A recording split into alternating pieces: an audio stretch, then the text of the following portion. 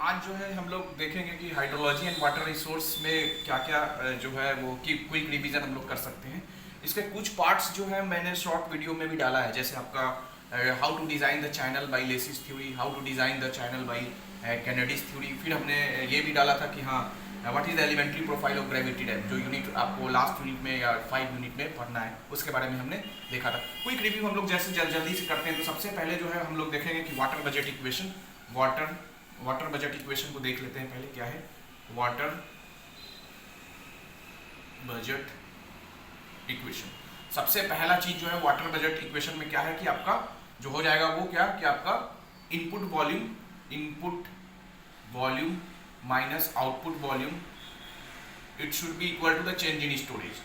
या हम लोग इसको लिख सकते हैं कि precipitation minus run off minus evaporation minus transpiration minus G, that is equal to delta S. सो ये पहला जो है जिसको वाटर बजट इक्वेशन, ये पी जो है प्रेसिपिटेशन है, आर जो है रन ऑफ है, ई इवेपोरेशन है, टी ट्रांसपाइरेशन है, फिर ये ग्राउंड वाटर जो है that is equal to the change in storage. उसके बाद हम देखे थे कि टाइप ऑफ रेन गेज, दो तरह का रेन गेजेस बताया गया था। कौन कौन सा? नॉन रिकॉर्डिंग रेन गेज, और दूसरा जो था आपका recording rain gauge. Non recording जो इंडिया में जो यूज होता है जिसको बोला जाता है साइमंस रेन गेज, ये पूछा जाता है ऑब्जेक्टिव में, तो इसको ध्यान रखें कि इंडिया में जो नॉन रिकॉर्डिंग रेन गेज है वो साइमंस रेन गेज है। और रिकॉर्डिंग में आपका आ गया वेइंग बकेट टाइप, फिर आपका आ गया नेचुरल साइफन, और तीसरा जो है आपका टिपिंग बकेट। ये जो रिकॉर्डिंग रेन गेज है ये कंसिस्टेंट आपका रेनफॉल का रिकॉर्ड देगा, और इसी से हम लोग को दो चीज का आइडिया मिलता है, किसका मास कर्व और रेनफॉल इंटेंसिटी। जो इसको हम लोग हमने बोला था कि मास कर्व क्या होता है, तो mass curve is the graphical representation of cumulative rainfall versus time, in which cumulative rainfall on the Y axis and time on the X axis. Similarly एक और टर्म आया था hydrograph is the graphical representation between the rainfall intensity versus time, in which rainfall intensity on the Y axis and time on the X axis. ठीक है, उसके बाद हम लोग देखेंगे adequacy of rain gauge station, adequacy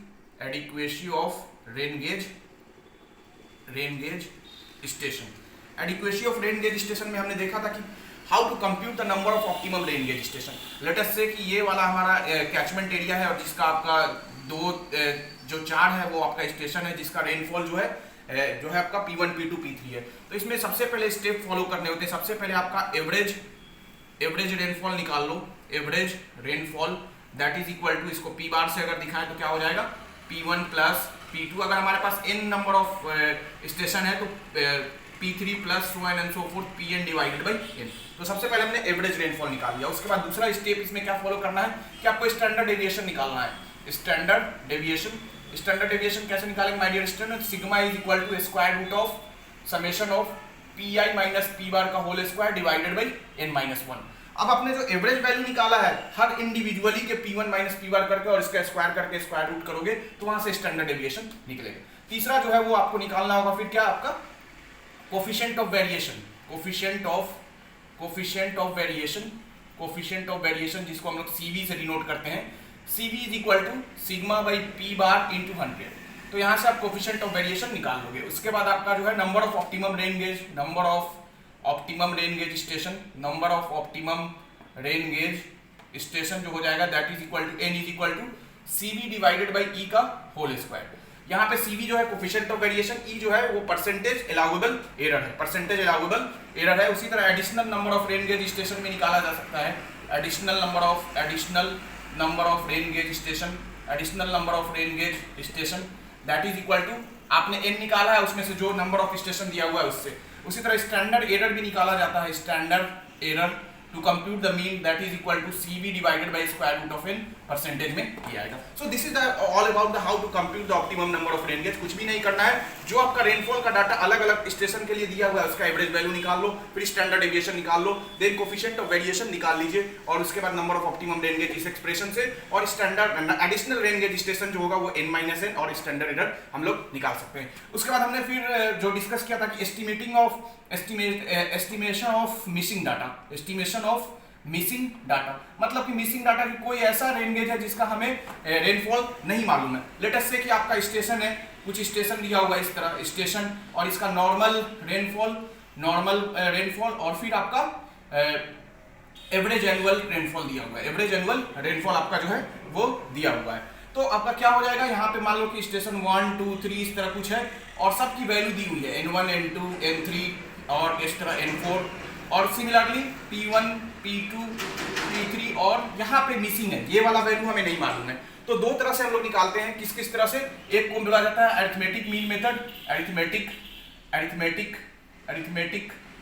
mean method, और दूसरा जो है हमारा जिसको बोलते हैं हम लोग नॉर्मल रेशियो मेथड। क्या बोलते हैं my dear student, normal ratio method. Normal ratio आप कब कहां पे यूज करेंगे, अगर आपका जो नॉर्मल एनुअल रेनफॉल है, नॉर्मल रेनफॉल जो है वो आपका जो मिसिंग रेनफॉल स्टेशन का है वो विद इन द 10% अगर है, देन हम लोग अरिथमेटिक मीन मेथड यूज करेंगे। अगर ये एक्सीड कर जा रहा है 10% से, देन हम लोग क्या है, नॉर्मल रेशियो मेथड। तो अरिथमेटिक मीन मेथड से कैसे निकालेंगे, अरिथमेटिक मीन मेथड से जो आपका हो जाएगा, लेट अस से कि ये इसको हमने बोल दिया px जो मिसिंग है, तो px कैसे निकालेंगे, px इज इक्वल टू कुछ भी नहीं करना है, जो आपको दिया हुआ है p1 plus p2 plus p3 divided by 3 या सो एंड सो फोर्थ, जितना स्टेशन है उसका आपको एवरेज वैल्यू ले लेना। दूसरा जो है नॉर्मल रेशियो मेथड में अगर एक्सीड कर गया है 10% से, नॉर्मल रेशियो मेथड यहाँ पे कैसे निकालोगे px, तो px इज इक्वल टू उसका नॉर्मल रेनफॉल मालूम है हमें, नॉर्मल रेनफॉल हमने मान लिया कि लेट अस से nx बाई m, या यहाँ पे अगर 3 है तो यहाँ पे 3 लगा दिया divided by P1 by N1, sorry यहाँ पे P1 by N1 plus P2 by N2 plus P3 by N3। मैंने पार्टिकुलर इसके लिए बताया है, अगर आपके पास n नंबर ऑफ स्टेशन है तो nx बाई n हो जाएगा, P1 by N1 so and so forth Pn तक जाएगा, ठीक है। तो ये नॉर्मल रेशियो मेथड से हम लोग निकाल सकते हैं। बिल्कुल ध्यान में रहे कि अगर नॉर्मल प्रिसिपिटेशन जो है आपका स्टेशन का जो है आपका जो मिसिंग रेनफॉल का विद इन 10% होगा तब एवरेज लगाएंगे, अदर 10% से एक्सीड कर रहा है देन हम लोग नॉर्मल रेशियो मेथड को लगाएंगे। अब उसके बाद क्या है आपका क्या है कि एवरेज जो है वो कैसे एस्टिमेट करेंगे, आइसो जो है ये हम लोग कर लिए। उसके बाद जो है हम लोग फिर देखेंगे कि एवरेज वैल्यू हम लोग कैसे रेनफॉल निकालते हैं, average rainfall for a particular area, particular area के लिए। तो 3 मेथड यहाँ पे भी हमने बताया था, कौन कौन सा 3 मेथड जो है हमारे पास, एक जो है हमारा फिर अरिथमेटिक मीन मेथड। यहाँ पे आप एवरेज वैल्यू जो निकालोगे p bar that is equal to कुछ भी नहीं करना है, मीन वैल्यू आपको ले लेना है p1 plus p2 plus p3 plus so and so forth pn divided by n। दूसरा जो आपका था वो क्या था आपका, दूसरा जो था आपका थीसन पॉलीगन मेथड।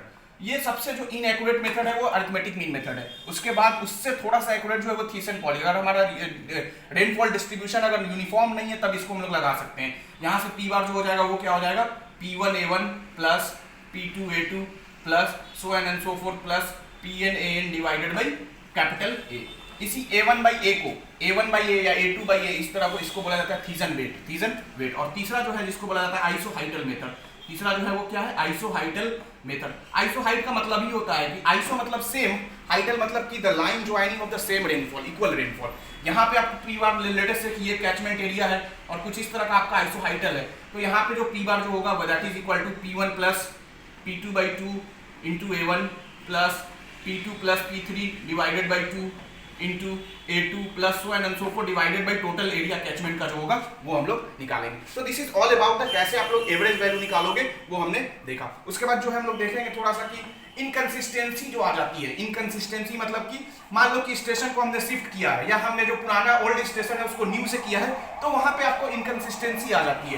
तो इनकंसिस्टेंसी को कैसे चेक करते हैं, इनकंसिस्टेंसी ऑफ रिकॉर्ड इसको हम लोग करते हैं, जो ये आता है ये डबल मास कर्व टेक्निक, डबल मास कर्व टेक्निक, उससे हम लोग इसको चेक करते हैं। डबल मास कर्व टेक्निक से जो हम लोग चेक करते हैं। उसी तरह एक और टर्म है जिसको बोला जाता है प्रोबेबल मैक्सिमम प्रिसिपिटेशन। जब ये जो है जनरली हाइड्रोलिक स्ट्रक्चर को डिजाइन करने के लिए जो है प्रोबेबल मैक्सिमम, तो पीएमपी जो कैसे निकाला जाता है that is equal to P bar plus K into sigma. Probable maximum precipitation is equal to average rainfall, sigma जो है स्टैंडर्ड डेविएशन है, K जो है वो फ्रीक्वेंसी फैक्टर है। उसी तरह हम लोग frequency of point rainfall, frequency of point rainfall. Frequency of point rainfall कैसे निकाला जाए, प्रोबेबिलिटी ऑफ एक्सीडेंस को कैसे निकाला जाए। सो इसमें हम लोग देखा था कि 3 मेथड है हमारा जो है मेथड, और कैसे प्रोबेबिलिटी ऑफ एक्सीडेंस को हमने पी से अगर बताया। तो सबसे पहले जो है हमारा कि अगर पहला मेथड जो है कैलिफोर्निया मेथड से जो प्रोबेबिलिटी ऑफ अकरेंस जो है वो कैसे निकाला जाएगा, m डिवाइडेड बाई n। अब बताऊंगा कि m और n क्या है। उसी तरह फिर आपका जो है दूसरा जो है वो है आपका वीबुल फार्मूला, उसमें जो है m minus 0.5 divided by n, m by n plus 1 Weibull formula, I am very sorry, m by n plus 1 Weibull, और हैजन फार्मूला से कैसे निकालेंगे, m minus 0.5 by n। अब क्या है, क्या m और क्या n है उसको हम लोग बताएंगे। तो आपके पास जो भी एवरेज जो रेनफॉल दिया रहेगा उसको आपको डिक्रीजिंग ऑर्डर में अरेंज कर दो। लेट अस से कि हमने यहाँ पे बता दिया कि ये हमारा रैंक है, ये हमारा रेनफॉल है डिक्रीजिंग ऑर्डर में, और यहाँ पे हमने प्रोबेबिलिटी निकाला। तो हमने डिक्रीजिंग ऑर्डर में इसको सजा दिया है। लेट अस से कि जैसे 14, 13, 12, 11, और इसको हमने रैंक दे दिया 1, 2, 3, 4। लेट अस से अब प्रोबेबिलिटी निकालना है, तो टोटल हमारे पास कितना रिकॉर्ड है, 4 फॉर ए पार्टिकुलर एग्जांपल के लिए। तो m की वैल्यू इस पे अगर पहला के लिए इसके लिए हमें निकालना है कि what is the probability of exceedance, तो that is equal to 1 divided by 4, 0.25। यहाँ पे अगर निकाला तो m की वैल्यू कितनी है, 2 डिवाइडेड बाय 0.4। तो इस तरह से अगर कैलिफोर्निया फार्मूला यूज किया तो यहाँ पे m की वैल्यू जो है वो 4 है, m की वैल्यू जो है वो रैंक असाइन किसके लिए निकाला जा रहा है, किस रेनफॉल के लिए निकाला जा रहा है, वो रैंक असाइन किया गया है। ठीक है, उसके बाद जो है थोड़ा सा और डिस्कस कर लेते हैं यहाँ पे जो है, हाँ जो इंपोर्टेंट जो है वो हॉटन इक्वेशन, इन्फिल्ट्रेशन कैपेसिटी कैसे निकाला जाता है, उसको थोड़ा सा हम लोग यहाँ पे डिस्कस कर लेते हैं। तो इन्फिल्ट्रेशन कैपेसिटी का जो है सबसे जो है आपको जो है पहला जो इक्वेशन है जिसको बोला जाता है हॉटन इक्वेशन, इसको भी शॉर्ट में बताया गया है, इसको भी शॉर्ट वीडियो में आपको सारा का आपको डिस्क्रिप्शन लिंक में दे दिया जाएगा, उससे आप लोग देख सकते हो। हॉटन इक्वेशन में जो क्या है कि आपका जो है infiltration capacity at any time t that is can be f0 minus fc e to the power minus k into t। इसी से आप ft is equal to fc plus f0 minus fc e to the power minus k। अब क्या है, सब चीज समझ लीजिए। ये जो है आपका f0 जो है वो इनिशियल इन्फिल्ट्रेशन कैपेसिटी है, initial infiltration at t is equal to 0। उसी तरह fc जो है वो कांस्टेंट इन्फिल्ट्रेशन, मतलब कि कांस्टेंट हो गया है हमारा इन्फिल्ट्रेशन कांस्टेंट हो गया है। और आपका k जो है वो उसको हॉटन कांस्टेंट बोला जाता है, हॉटन कांस्टेंट बोला जाता है। t जो है टाइम है, और ft जो है वो infiltration at a particular time पे है, वो है हमारा।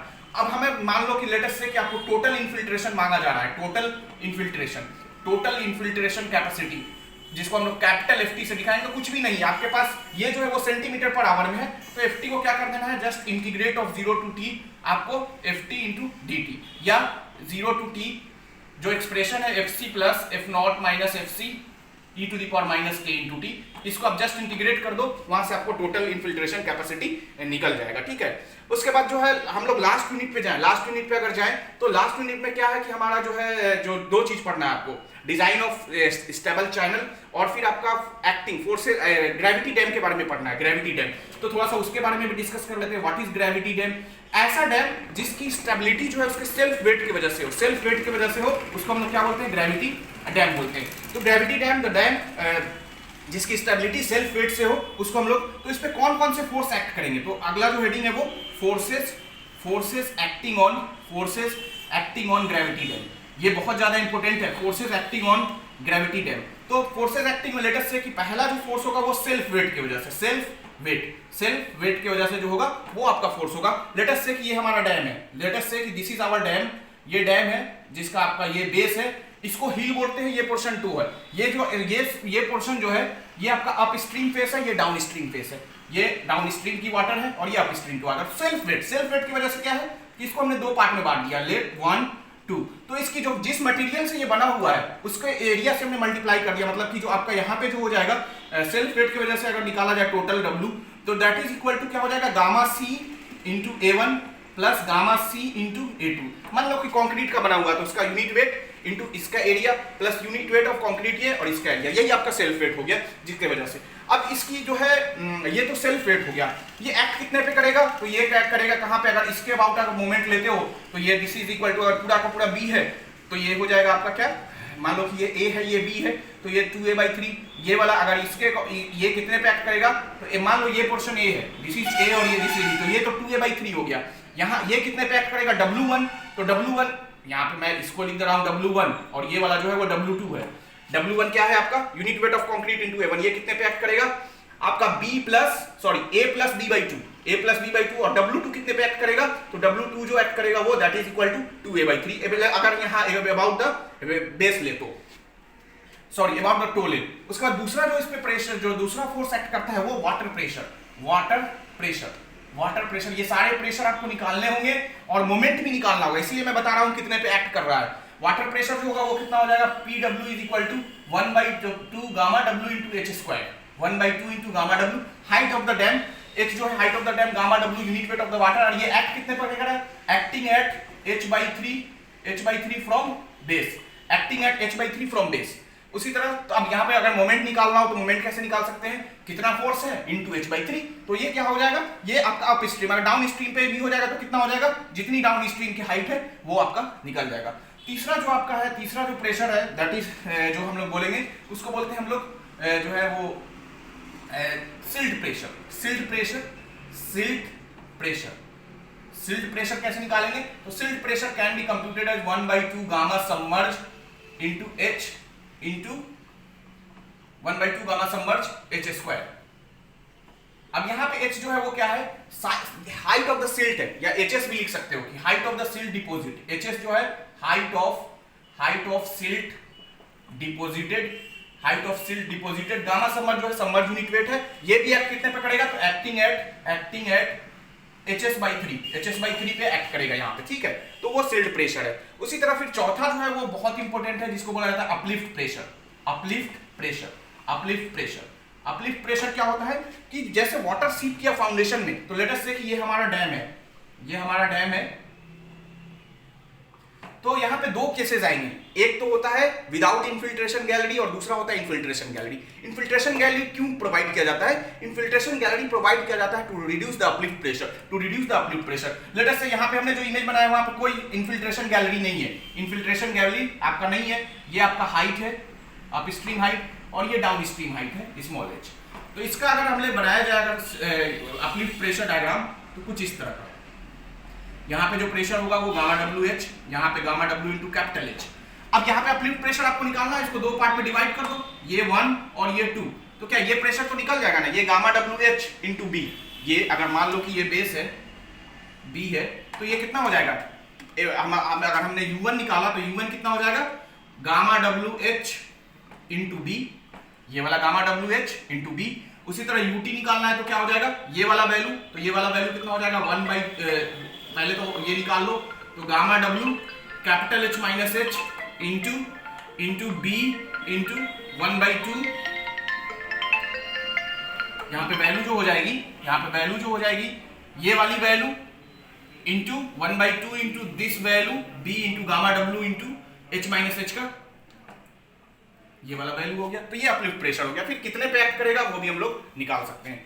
चौथा प्रेशर जो है दैट इज आपका जो है वो वेव प्रेशर, पांचवा जो प्रेशर है जिसको बोला जाता है कि वेव प्रेशर कितना होगा, तो वेव प्रेशर जो होगा वो कितना होगा, wave pressure that is equal to wave pressure, पांचवा जो फोर्स होगा वो वेव प्रेशर जो होगा, मान लेट अस से कि ये आपका डैम है ग्रेविटी डैम है और ये आपका जो है तो यहाँ पे जो वेव का कुछ इस तरह का बनता है डायग्राम।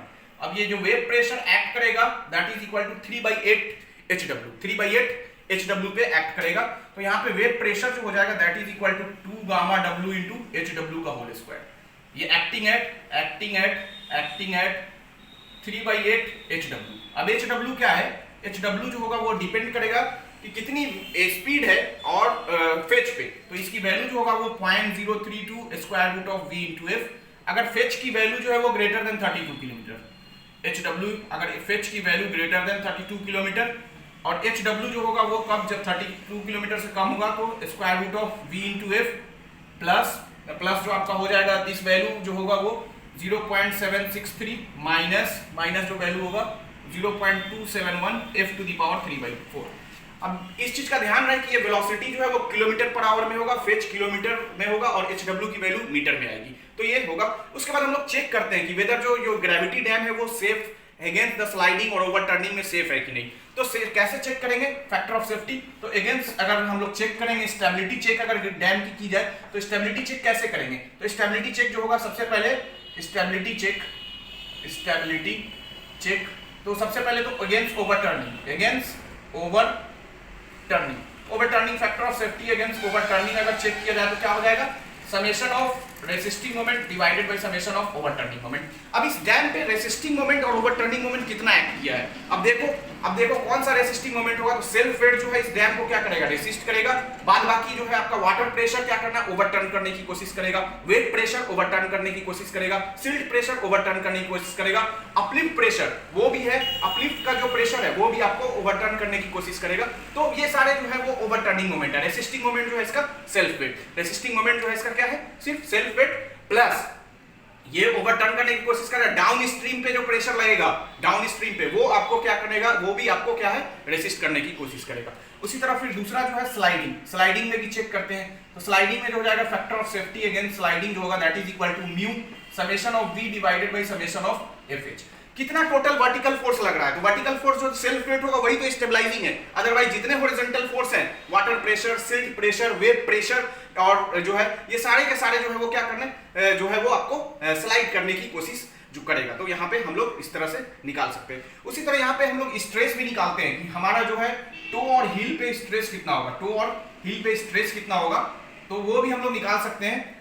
जो स्ट्रेस जो होगा सिग्मा v जो होगा एट टो पे होगा that is equal to summation of v by B 1 plus 6e by B, और स्ट्रेस जो होगा हील पे होगा that is equal to summation of v by B 1 minus 6e by B.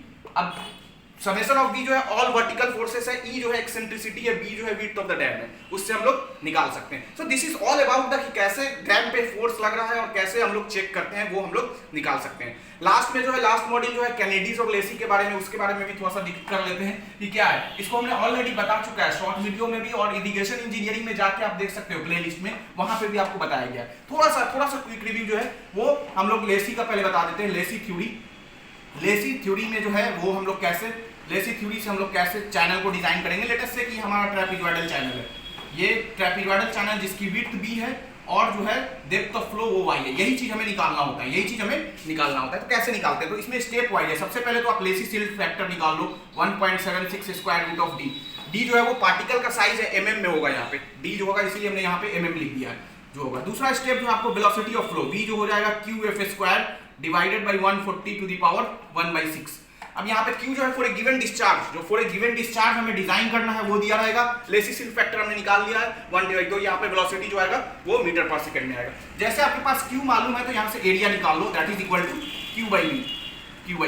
अब आप यहाँ पे जब B और Y और ये अगर इसका साइड स्लोप अगर दिया हुआ है तो आप एरिया को लिख सकते हो ना B और Y के टर्म में, तो यहाँ पे। उसके बाद हम लोग चौथा पैरामीटर जो हाइड्रोलिक रेडियस जो होगा 5/2 v स्क्वायर बाई f, और पांचवा पैरामीटर जो है पेरीमीटर जो होगा 4.75 स्क्वायर रूट ऑफ Q, और छठा जो है वो bed slope s is equal to f to the power 5/3 divided by 3340 Q to the power 1/6। अब आपके पास दो इक्वेशन है, एक तो एरिया यहां से निकाल के और जो एरिया लिख लिया, एक पेरीमीटर का वैल्यू निकालोगे और पेरीमीटर लिख लो, दो अननोन दो इक्वेशन, वहां से b और y आप निकाल लो। यही डिजाइन आपका लेसी सिल्ट थ्योरी से हो गया।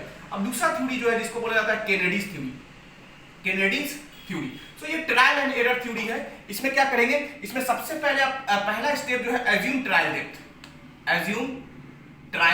डेप्थ, इसको भी बताया गया है वीडियो में। ट्रायल डेप्थ जो हो वो डिपेंड करेगा कि कितना लेना है, तो बताया गया है कि जो डिस्चार्ज की वैल्यू पार्टिकुलर रेंज होगा उससे हम लोग ट्रायल डेप्थ को लेंगे। अब जैसे हमने ट्रायल डेप्थ ले लिया तो क्रिटिकल वेलोसिटी होता है 0.55 m y to the power 0.64, यहां से आप क्रिटिकल वेलोसिटी निकाल लो। m जो है वो क्रिटिकल वेलोसिटी रेशियो क्वेश्चन में दिया रहेगा, y जो आपने अज्यूम किया उससे आप क्रिटिकल वेलोसिटी निकाल लो, यहां से फिर आप एरिया निकाल लो q बाई v नॉट से, तो एरिया निकल गया। अब मान लो कि यही चैनल है, आपने q बाई v निकाल लिया। उसके बाद क्या करना है कि हाइड्रोलिक रेडियस भी आप निकाल सकते हो, area by perimeter. Late us say कि ये हमारा चैनल है, ये चैनल है। जनरली साइड स्लोप जो लिया जाता है 1 वर्टिकल हाफ हॉरिजॉन्टल, तो यहां से हाइड्रोलिक रेडियस निकाल लो।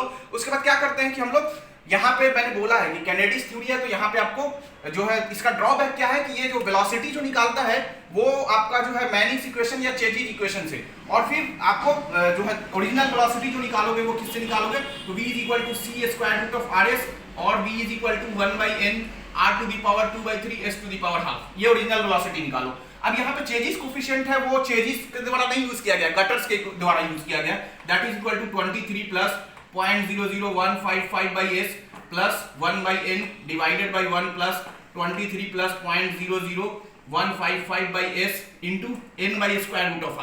अब यहाँ पे समझो क्या है, आपका ये बेड स्लोप है, n मैनिंग्स रफनेस कोफिशिएंट है, r जो हाइड्रोलिक रेडियस है, तो यहाँ से आप कटर्स फार्मूला, ये इसको बोला जाता है कटर्स फार्मूला, जो 23 plus 0.00155 by s plus 1 by n divided by 1 plus 23 plus 0.0015 by s n by square, इसको कटर फार्मूला बोलता है। इसके हेल्प से आप वेलोसिटी निकालो और इस वेलोसिटी को जो आपने ट्रायल डेप्थ से जो क्रिटिकल वेलोसिटी है उससे मैच करिए। अगर ये वेलोसिटी अगर v is equal to v naught हो गया तो आपने ओके, मतलब कि जो आपने ट्रायल डेप्थ लिया है, ट्रायल डेप्थ आपने जो लिया है वो आपका सही है, अदरवाइज आपको फिर से दूसरा ट्रायल डेप्थ देना।